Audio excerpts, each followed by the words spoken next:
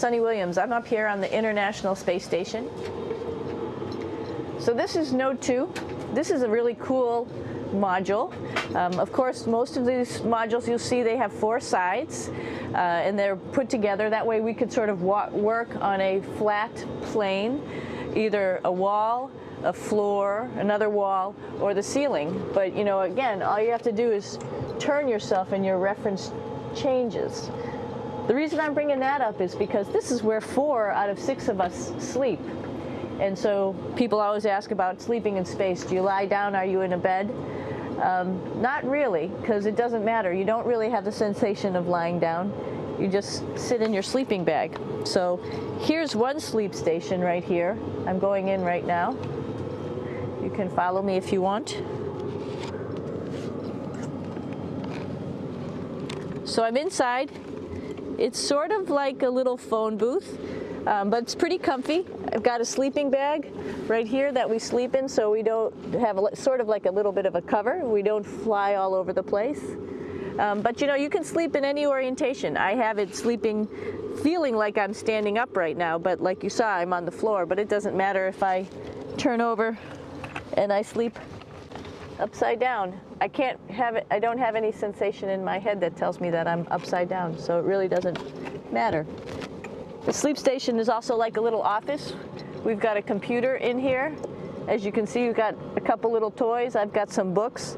I've got some clothes and other things that make it sort of like home. I'm coming out. And just for reference, that's one sleep station. This one's another, right here.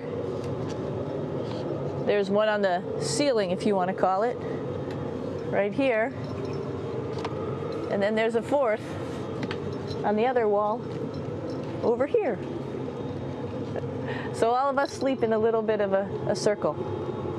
All right, come on back. There's more to show you.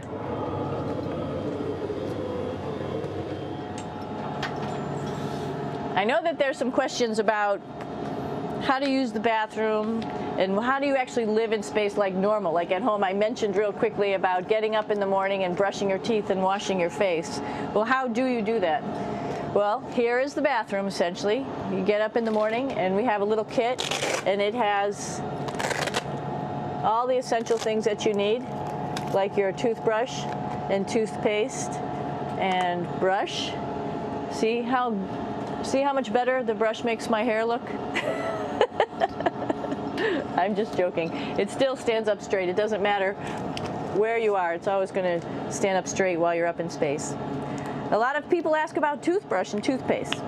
So, luckily enough, toothpaste, you can do it upside right this way, is sticky, and so it sticks to your toothbrush. No problem.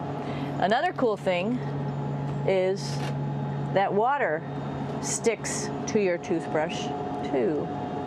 If you can see it, I'll have some water come out.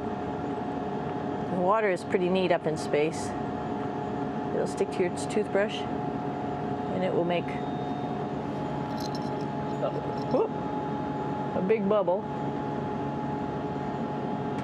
and that's just by surface tension. And then you can drink it. So a lot of people ask about what do you do with the toothpaste after you brush your teeth.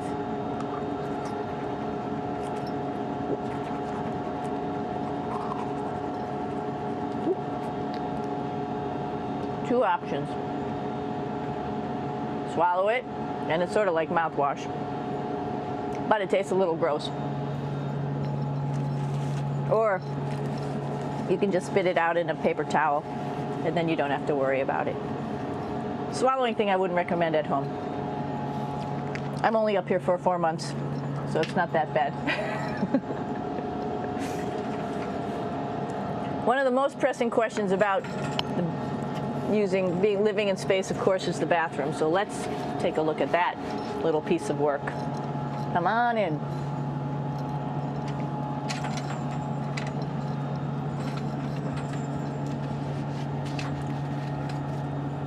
Here we are at the throne. This is awesome. You might see the little You might have noticed the little moon on the outside. This is our orbital outhouse right here.